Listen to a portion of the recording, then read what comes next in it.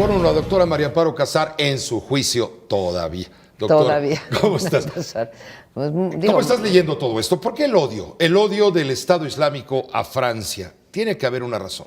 Bueno, sí, hay razones, yo te diría, históricas. Tú has planteado en un análisis, desde mi punto de vista original, no lo he leído en otras editoriales o en otras columnas, con respecto a lo que significa Francia en términos culturales y por qué desde la Revolución y desde los principios que ha, digamos, levantado, que ha defendido a lo largo de pues, estos siglos, representan una amenaza. No se trata nada más, como bien tú dices, de la coyuntura, de que hace unos meses había bombardeado o participó en los bombardeos a lo que sería los dos centros del Estado Islámico, Irak y Siria, sino una cosa mucho más profunda de lo que representa Francia en términos de la cultura musulmana, ¿no? Francia Las creencias. En este momento es el país de Europa habitado por mayor número de ciudadanos de origen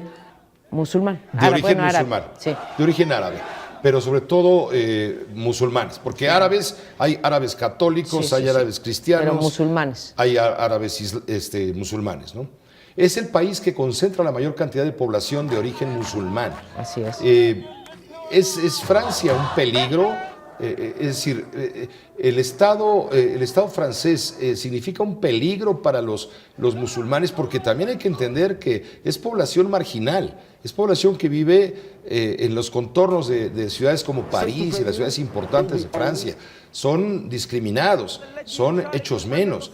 Es decir, también esto es un germen de virus, de contagio. Son hechos menos, como tú dices, y son muchos, son millones de musulmanes los que viven en Europa y en particular en Francia, pero esos musulmanes, Pepe, no son partícipes del movimiento yihadista en absoluto. O sea, uno no puede condenar a los musulmanes en términos generales.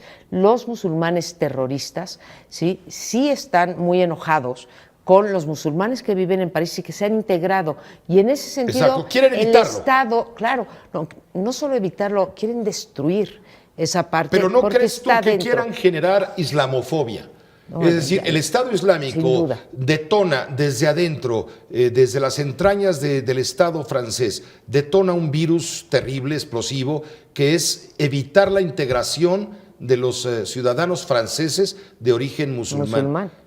Claro, esos ya están integrados, ya son parte, aunque sigan manteniendo algunas costumbres, son parte de la cultura, son ciudadanos, como bien dices, franceses, y en esa medida van a escuelas francesas, etcétera, y se han integrado. Y eso es una cosa que no puede permitir el Estado Islámico. ¿Por qué? Porque Francia es el demonio. Es el demonio porque significa no solamente esta parte que ya se ha dicho mucho, por qué atacan un centro nocturno, ¿no? Porque eso representa el pecado, representa justamente lo que niega Alá. Y en las enseñanzas de Alá está esto, hay que destruir, no hay que cooptar, no hay que integrar, no hay que evitar, hay que destruir todo aquello que no se parece a nosotros.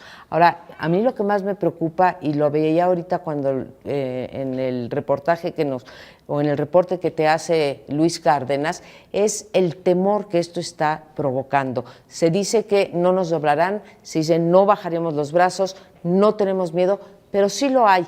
Y se revela no solamente, Pepe, desde mi punto de vista, en cómo se ha alterado la vida cotidiana en estos 4 o 5 días desde que el viernes se ocurrieron los bombazos, sino también en la estrategia que está siguiendo François Hollande como el presidente como el presidente de Francia, ¿no? Es muy interesante todo esto que observas.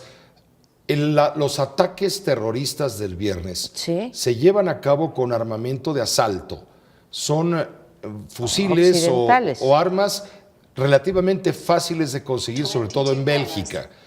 No es tan complicado comprar un Kalashnikov en Bélgica. Son armas europeas. Son armas europeas, todo tiene un mensaje, lo que tú señalas, atacan centros de pecado para señalar su ideología, la pureza de sus ideas, lo que ellos condenan, al demonio francés. Así y además el germen del terror surge de ciudadanos franceses, De los 5 terroristas suicidas, 4 son franceses.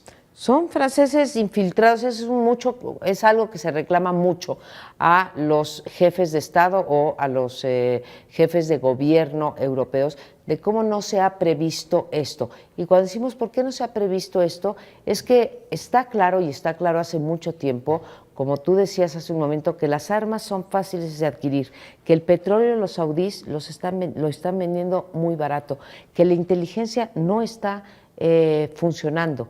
Y entonces, ¿qué es lo que surge en este momento? Es decir, como no previmos eso, vamos a declarar una guerra. Ahí estamos viendo el temor cuando leemos, con toda razón, no es una crítica, Pepe, estoy simplemente leyendo la realidad. Cuando uno lee el discurso de Hollande, es un discurso belicista, es una respuesta bélica a esto, y creo que esa respuesta bélica tiene que ir acompañada de otras respuestas estratégicas. Es como la lucha contra el narco en nuestro país, ¿sí? Que ha cobrado muchas vidas. Déjame mostrarte esto, por supuesto, a quienes nos acompañan desde su hogar.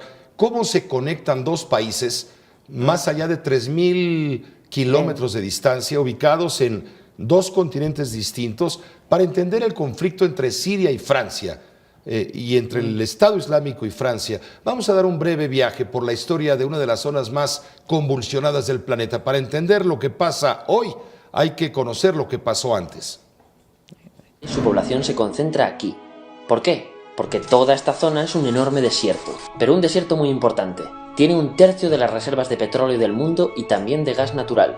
Según algunos, el nuevo petróleo. Franceses y británicos crearon muchos países pequeños. Estos países, obviamente, no eran países de verdad, sino zonas bajo su control con gobernantes puestos por ellos. Durante este tiempo hacen lo que quieren con la zona. Recuerda que hay petróleo. Siria, aunque no tiene grandes reservas, tiene fácil salida al mar, y Francia, que es la que se ha quedado con Siria, se lo da a compañías extranjeras. Después de la Segunda Guerra Mundial, los europeos se van. En el caso de Siria, son echados a patadas. En 2011, te sonará esto, ocurre la Primavera Árabe. ¿Qué es esto? Bueno, es una protesta que se va propagando por todos los países árabes pidiendo más democracia. Como ves, el mundo árabe, a pesar de estar dividido en países, tiene tendencias generales. Cuando llega a Siria, Assad hijo termina usando el ejército y en los enfrentamientos mueren unas 1000 personas. Los enfrentamientos irán escalando hasta que se conviertan en guerra civil. No hay un momento exacto de inicio. Lo importante es que hoy en día hay numerosas facciones en juego. Vamos a verlas. Pero primero piensa en que todo está dividido entre chiíes, la minoría, y suníes, la mayoría. Chiíes y además laicos, o sea, no religiosos, son el gobierno de Al-Assad. Controla todo esto, que si recuerdas son básicamente las zonas chiíes del país. El gobierno de Assad está enfrentado al resto. También mayoritariamente laico, pero suní, es el Ejército Libre de Siria, o FSA en inglés. Junto con el Frente Islámico, que es religioso, y otros 70 y pico grupos más, forman una coalición que la prensa llama simplemente la oposición. También suníes e islamistas, pero radicales, son Al-Nusra, llamados Al-Qaeda en Siria, porque son básicamente eso, Al-Qaeda en Siria. Otros islamistas radicales son el ISIS o Estado Islámico. Salen de Al-Qaeda en Irak, controlan la mayor parte de Siria e Irak y se han hecho famosos por sus atrocidades. No hay conexión entre el Estado Islámico y Al-Qaeda. Son dos entidades distintas, quizá con el mismo fin, pero se manejan aparte.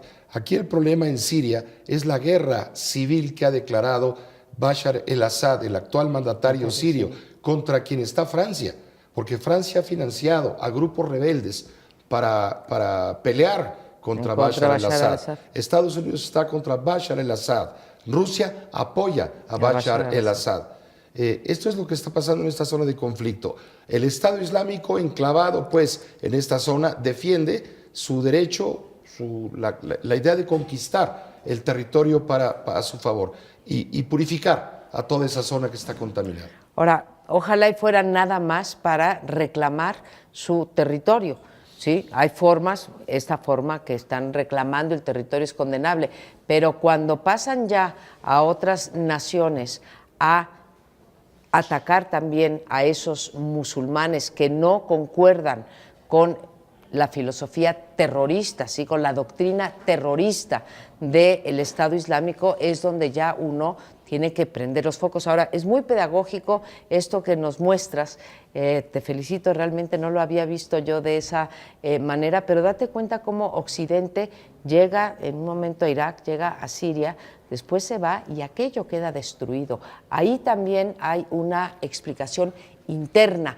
Son los sirios y muchos también de Irak que son víctimas, Pepe, de los extremistas del Estado Islámico, no solamente Francia.